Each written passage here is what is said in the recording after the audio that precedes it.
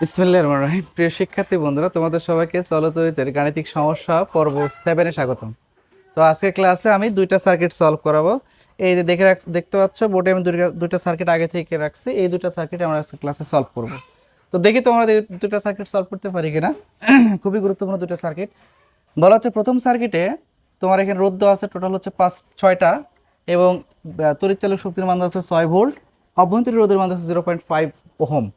বলছে এক নম্বর কোশ্চেন, এই বর্তনীর মূল তড়িৎ প্রবাহটা কত, অর্থাৎ আয়ের মানটা কত। মূল তড়িৎ প্রবাহের মানটা বের করতে বলছে, আয়ের মানটা বের করতে বলছে। তো ভাইয়া আয় বের করতে গেলে তো এই বর্তনীর হচ্ছে তুল্যরোধ লাগবে। তো এই বর্তনীর তুল্যরোধ কেমনে বের করা যায়? তো এই বর্তনীর তুল্যরোধ বের করা দেখি বুদ্ধি কি।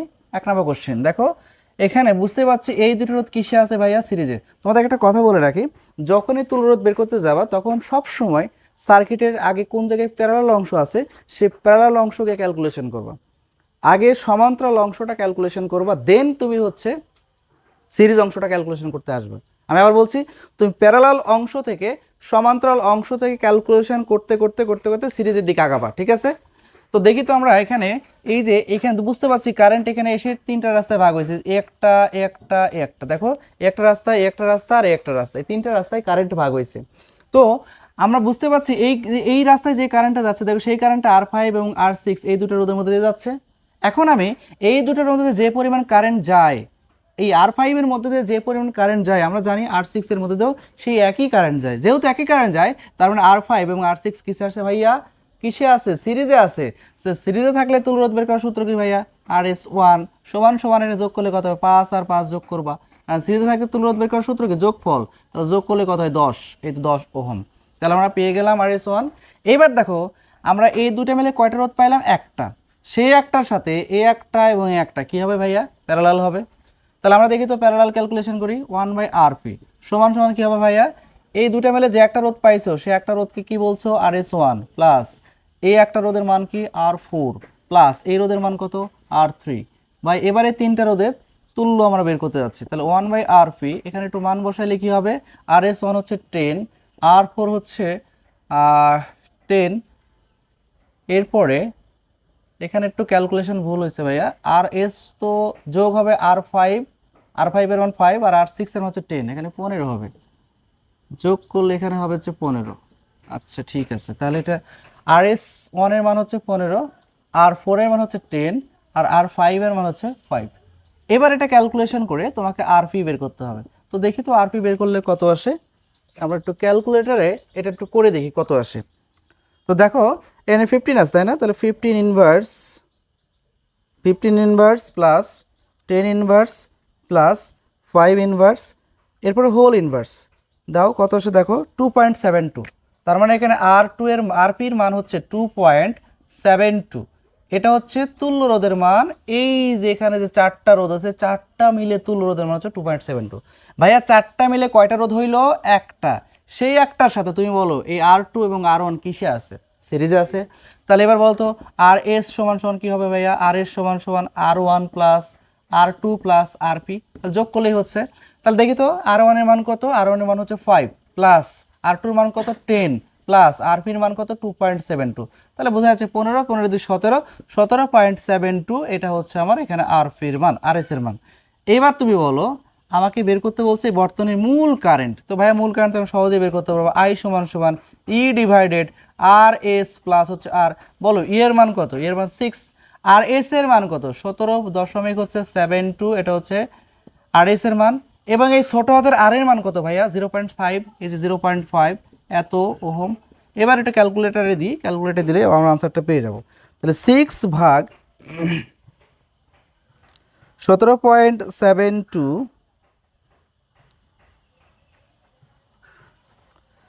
আচ্ছা এটা আসে হচ্ছে 0.32, যে 0.329 এত অ্যাম্পিয়ার আসে কারেন্টের মান। দেখো তো ভাই এটা বুঝছো কিনা, অবশ্যই এটা বোঝার কথা। আমার হিসাব নিকাশ ঠিক থাকলে এটাই আনসার আসবে। এই সার্কিটের মূল তড়িৎ প্রবাহ হচ্ছে এটা, তোমরা করে দেখো তড়িৎ প্রবাহ এটা আসে কিনা। তো বলো এটা বুঝছো কিনা। তাহলে আমরা বুঝে গেছি এক নম্বর সার্কিটের এক নম্বর ম্যাথে কি বলছিল, যে আয়ের মান কত, এই সার্কিটের মূল কারেন্টটা কত ভাই, এই সার্কিটের মূল কারেন্ট হচ্ছে এত, 0.329 অ্যাম্পিয়ার।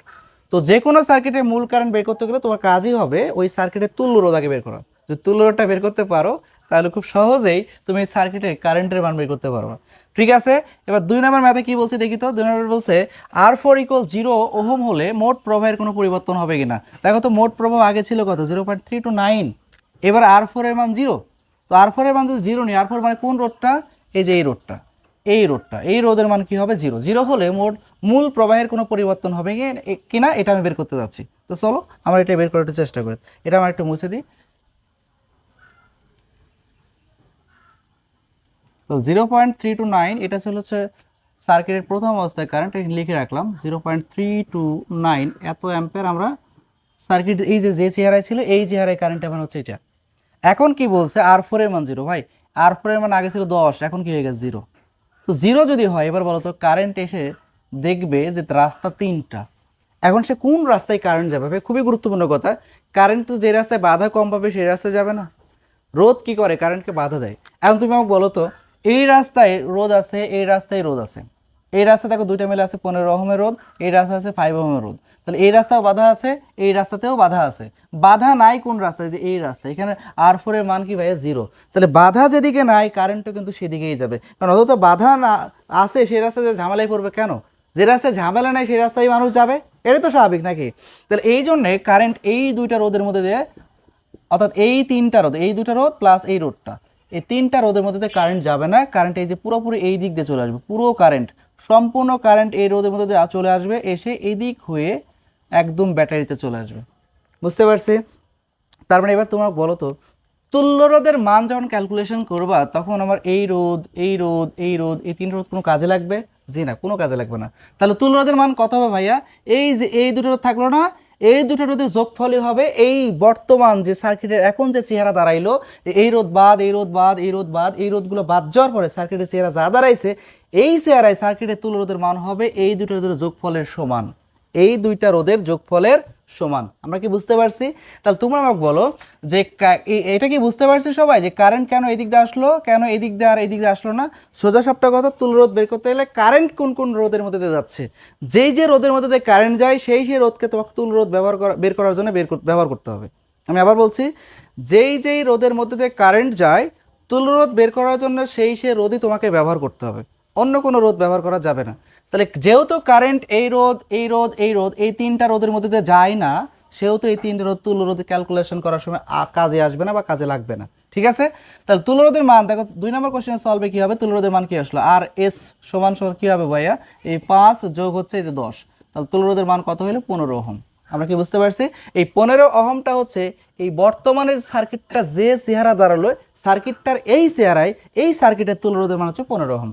এখন দেখি তো কারেন্টের মান কত আসে, তাহলে আই সমান আই প্রাইম বলি ই ডিভাইডেড আর এস প্লাস হচ্ছে আর। এবার তুমি আমাকে বলো ই এর মান কত ভাইয়া 6, আর এস এর মান কত 15, প্লাস আর এর মান কত ছোট হাতের আর 5, 0.5, এটার অভ্যন্তরীণ রোধ ইন্টারনাল রেজিস্ট্যান্স। তাহলে এবার 6কে ভাগ করবা 15.5 দ্বারা, তাহলে দেখি তো ভাগ করলে কত আসে, এই যে 6 ভাগ 15.5 তাহলে আসে হচ্ছে 0.38, দেখো 0.38 আসছে, 0.387 এত অ্যাম্পিয়ার আসছে। ভাই শুরুতে কারেন্ট কত ছিল 0.329। এটা কিন্তু এমনি ফিল করাও যায় যে কারেন্টের মান আসলে কমে যাবে, না সরি কারেন্টের মান বেড়ে যাবে, এটা ফিলও করা যায়। কেমনে ফিল করা যায় দেখো তো, শুরুতে এই সার্কিটে যে তুল্য রোধের মানটা ছিল, এই তুল্য রোধের মান কিন্তু ভাই 15 ছিল না, এই তুল্য রোধের মান কিন্তু 15 ছিল। শুরুতে যে সার্কিটটা ছিল সেই সার্কিটের তুল্য রোধের মান ছিল 15 এর তুলনায় বেশি। আচ্ছা কত ছিল এটা আমার মনে নাই, একটু ক্যালকুলেশন করে দেখি কত ছিল, এখানে 10 15, আর এখানে ছিল হচ্ছে R4 এর মান ছিল হচ্ছে মেবি 5। আচ্ছা আমি ভুলে গেছি এই মানটা কত ছিল, তোমরা একটু ভিডিওটা রিপ্লে করে দেখো। তোমাকে আমি যেটা বলতে যাচ্ছি সেটা হচ্ছে, মূল কথা হচ্ছে এই সার্কিটের আগের যে তুল্য রোধটা ছিল সেই তুল্য রোধটা এই 15 বেশি ছিল। তো ভাইয়া কারেন্টের সাথে রোধের সম্পর্ক কি ব্যস্তানুপাতিক, অর্থাৎ রোধের মান যদি বাড়ে কারেন্টের মান হচ্ছে কমবে, আর রোধের মান যদি কমে যায় কারেন্টের মান বাড়বে। তাহলে ভাইয়া এখানে যেহেতু সার্কিটের শুরুতে মূল যে সার্কিটটা ছিল সেই সার্কিটের রোধের মান, এই তুল্য রোধের মান বেশি ছিল, তাহলে কারেন্টের মান কম হইতে হবে।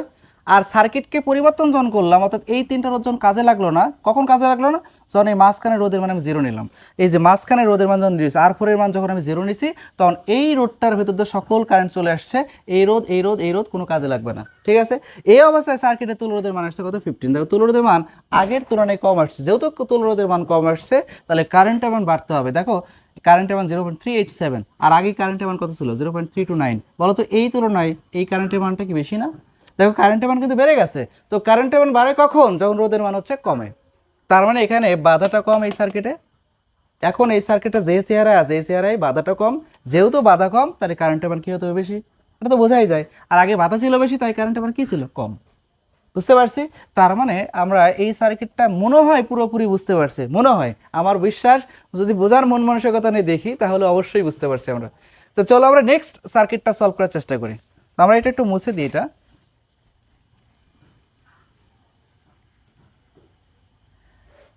আচ্ছা, তাহলে মানে মোট এইখানে আরেকটা কথা বলে রাখা দরকার যে R4 = 0 ওহম হলে মোট প্রবাহের কোনো পরিবর্তন আসবে কিনা। হ্যাঁ, মোট প্রবাহের পরিবর্তন আসবে। এখন তোমরা লিখে দিতে পারো এখানে যে পরিবর্তন, মোট প্রবাহের পরিবর্তন।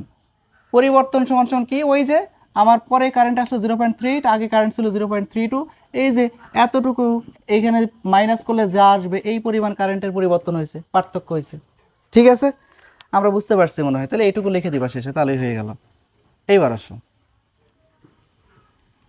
আমরা এই সার্কিটটা এবার সলভ করতে যাচ্ছি। দেখো তো কি বলছে, এই বর্তনীর তুল্যরোধ কত? তার সোজা কথা, তুল্যরোধ বের করতে গেলে এই রোধ কিসে আছে ভাই? প্যারালালে আছে। তার সাথে এই রোধটা কিসে আছে? সিরিজ আছে। তাহলে 1 নম্বর কোশ্চেন বাচ্চা। তাহলে আমি ক্যালকুলেশন করলে কি হবে? আর এস সরি 1/RP, 1/RP সমান সমান কি হবে? 1/R1 প্লাস হচ্ছে 1/R2। বলো তো এইখান থেকে ক্যালকুলেশন করা যাবে কিনা? এখান থেকে সহজেই ক্যালকুলেশন করা যাবে। আরপি, তাহলে আমরা যদি আরপি সমান সমান হচ্ছে 1/R1, এটা হচ্ছে R1, এটা R1 এর মান কত ছিল? 5 প্লাস R2 এর মান কত? R2 এর মান হচ্ছে 10। এবার তুমি এখান থেকে ক্যালকুলেশন করবা, ক্যালকুলেশন করলে তুমি আরপির মান পাবা। তো আরপির মানটা কত আসে আমি একটু দেখি। আমরা যদি ক্যালকুলেশন করি 5 ইনভার্স প্লাস হচ্ছে 10 ইনভার্স হোল ইনভার্স, তো দিলে কত আসছে? 3.33। তাহলে এখানে তুল্য রোধের মান আসে 3.33। এই দুটা রোধের তুল্য রোধের মান আসে 3.33। বলো তো এই দুটা মিলে কয়টা রোধ হলো? একটা। সে একটার সাথে এই R3টা কিসে আছে? সিরিজে আছে। তাহলে ভাইয়া তুল্য রোধের মান কত হবে? RS সমান সমান RP প্লাস হচ্ছে R3। এবার RPর মান কত? 3.33। আর R3 এর মান কত? 15। এবার একটু ক্যালকুলেটে দিলে কত হবে? 18.33। এত ওহম, এত ওহম। এটা হচ্ছে আমার তুল্য রোধের মান এই সার্কিটের। বলো এই 1 নম্বর ম্যাথটা বুঝতে পারছি, এখানে খুবই সোজা, তুল্য রোধ বের করা খুবই সোজা। এবার 2 নম্বর ম্যাথে কি বলছে? R1 R2 এর পরিবর্তে যথাক্রমে অসীম এবং শূন্য মানের রোধ ব্যবহার করলে তড়িৎ প্রবাহের কোনো পরিবর্তন আসবে কিনা বা পরিবর্তন হবে কিনা, এটা গাণিতিকভাবে ব্যাখ্যা করতে বলছে। তো খুবই সোজা কথা, R1 এবং R2 এর পরিবর্তে কি কি? অসীম এবং শূন্য মানের রোধ। এবার বলতো আমি R1 এর পরিবর্তে এবং R2 এর পরিবর্তে অসীম এবং শূন্য মানের রোধ ব্যবহার করতে যাচ্ছি। এবার তুমি আমাকে বলো, যদি কোনো একটা জায়গায় অসীম মানে রোধ ব্যবহার করে তাহলে বাধাটা কি পরিমাণে হবে? অসীম পরিমাণে বাধা হবে। তো বাধা যেখানে বেশি সেদিকে কারেন্ট যাবে? কখনোই যাবে না। আর একটা রোধের মান কখনো অসীম হইতে পারে না। সোজা কথা, একটা রোধের মান কখনো অসীম হইতে পারে না। আর যেই দিকে আমি অসীম মানে রোধ ব্যবহার করব কখনোই সে অসীম মানে রোধের ভিতর দিয়ে কারেন্ট যাবে না।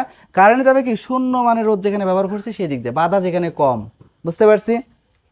তাহলে আমি কি কোন কোন রোধের পরিবর্তে আমি অসীম আর শূন্য ব্যবহার করবো? R1 এবং R2। ভাই R1 মানে যেটা আর R2 মানে যে এটা। এবারে সার্কিটটাকে যদি পুরোটা আমি রিড্র করি, অর্থাৎ আমি যদি একটা কাজ করি R1 এবং R2 এর পরিবর্তে অসীম এবং শূন্য মানের রোধ যদি নিই, দেখো একটু খেয়াল করে এবার। এইবার এই সার্কিটটার চেহারা দাঁড়াবে যে এমন। সার্কিটটাকে যদি রিড্র করি তাহলে সার্কিটটার চেহারা দাঁড়ায় হচ্ছে এমন। এবার আমাকে বলো তো এখানে R1 এর মান কত বলে দিছে? R1 এর মান হচ্ছে অসীম, অর্থাৎ ইনফিনিটি। আর R2, এই R2 এর মান কত বলছে? শূন্য। এই যে R2 এর মান কত বলছে? শূন্য। বুঝতে পারছি? এবার দেখো তো কারেন্ট এসে কয়টা রাস্তা পাচ্ছে? দুইটা। কারেন্ট কি খামাকে এখানে যে বেশি মার খাওয়ার দরকার আছে? কারেন্ট বেশি মার খাবে ওইদিকে গেলে, তো এই দিকে গেলে তো কোনো মারই খাবে না। দেখো মারই খাবে না, ও তো কোনো বাটামই খাবে না। এইদিকে গেলে, ওইদিকে গেলে তো বেশি বাটাম খাবে। তার মানে বাটাম যেদিকে খাবে না কারেন্ট সেদিকেই যাবে। তাহলে সোজা কথা, কারেন্ট আসবে কার মধ্যে দিয়ে? এই R2 মধ্যে দিয়ে। এসে এই যে এখানে যে 15 ওহম, R3 মান ছিল কত? R3 মান ছিল 15 ওহম। এই 15 ওহমের ভিতরে আবার ব্যাটারিতে ফিরে আসবে। এবার বলো এই সার্কিটের মানে শুরুতে যে চেহারা ছিল সেই চেহারায় কারেন্টের মান কত ছিল সেটা তো আমরা এই যে গণাবারে যে তুলরোধ বের করছি সেই তুলরোধকে ব্যবহার করেই আমরা বের করতে পারবো। কিভাবে দেখি তো আমরা, এই যে 3 নম্বর কোশ্চেন, আমরা শুরুতে সার্কিটে যে কারেন্টটা ছিল সেই কারেন্ট আই সমান সমান এই যে ভি, এখানে অপতরী রোধ নাই তাহলে এটাকে ভি বলি, তাহলে ভি ব্যাটারি ভোল্টেজকে ভি বললাম, ভি বাই আর এই যে আর এস এর মান কত ছিল, ভি এর মান হচ্ছে 6 আর আর এস এর মান হচ্ছে 18.33 এটা ছিল। তো আমরা যদি ক্যালকুলেটারে দিই তাহলে কারেন্টের মান আসবে 6/18.33 দিলে আসবে 0.32, এই যে 0.32 অ্যাম্পিয়ার এটা আসবে। এটা শুরুতে সার্কিট যে চেহারা ছিল, এই যে এই চেহারায় কারেন্টের মান হচ্ছে এটা। কিন্তু এই যে সার্কিট এখন বর্তমানে কোন চেহারা আছে, এই চেহারা না, তাহলে এই চেহারায় যদি কারেন্টের মান বের করতে চাই তাহলে সার্কিটের তুলরোধ লাগবে। বলো তো, কারেন্ট তো সকল কারেন্ট তো এদিক দিয়ে চলে আসবে, এদিক দিয়ে চলে এসে এদিক দিয়ে চলে এসে এই যে 15 ওহমের মধ্যে দিয়ে চলে আসবে, তাই না? তাহলে এই রোধটা কাজে লাগবে না, আর এই রোধের মান তো 0, তাহলে একটাই রোধ আছে, রোধের মান আছে আর3 মান কত 15 ওহম। তাহলে এই সার্কিটের তুলরোধের মান এখন কত 15 ওহম। এই 15 ওহমকে ব্যবহার করে যদি কারেন্টের মান বের করি আই প্রাইম সমান সমান ভি ডিভাইডেড হচ্ছে R3। বলো তো ভি এর মান কত, ভি এর মান হচ্ছে 6, R3 এর মান কত 15। তাহলে ক্যালকুলেটরে দিলে কত আসে, 6 ভাগ হচ্ছে 15, তাহলে আসবে হচ্ছে আমার 0.4 অ্যাম্পিয়ার। এই যে 0.4 অ্যাম্পিয়ার, দেখো কারেন্টের মান বেড়ে গেছে না, 0.4 অ্যাম্পিয়ার, আগে কত ছিল 0.32 অ্যাম্পিয়ার। এটাই তো হওয়ার কথা, কারণ এখানে বাধা কম, এখানে তুলরোধের মান কত 15, আর এখানে তুলরোধের মান কত 18.33, তাহলে বাধা বেশি হলে কারেন্টের মান কি হবে, কম হবে। আর এখানে বাধা কম, তাহলে কারেন্টের মান কি হবে, বেশি হওয়া লাগবে। তার মানে কারেন্টের মানের পরিবর্তন হয়েছে। কতটুকু পরিবর্তন হয়েছে তুমি বুঝতে পারছো, এখান থেকে এটা বিয়োগ করে দিলে তুমি পরিবর্তনটা পাবা, ঠিক আছে? তাহলে কারেন্টের পরিবর্তন তুমি অবশ্যই বের করতে পারবা। পরিবর্তন সমান সমান কি আসবে, 0.4 মাইনাস 0.3। তাহলে এইটা ক্যালকুলেটরে দিবা, ক্যালকুলেটরে দিলে যা আসবে তাই, মাইনাস হচ্ছে 0.32, তাহলে 0.08 এত অ্যাম্পিয়ার কারেন্টের পরিবর্তন হবে যদি আমি এই R1 এবং R2 এর পরিবর্তে যথাক্রমে অসীম এবং শূন্য মানের রোধ ব্যবহার করি। এই টাইপের কোশ্চেনগুলো খুবই গুরুত্বপূর্ণ কোশ্চেন, নিশ্চয়ই বুঝতে পারছো। ঠিক আছে, তো ভালো থাকো সবাই, সামনের ক্লাস পর্যন্ত ভালো থাকো, সামনের ক্লাসে আবার দেখা হবে। আল্লাহ হাফেজ।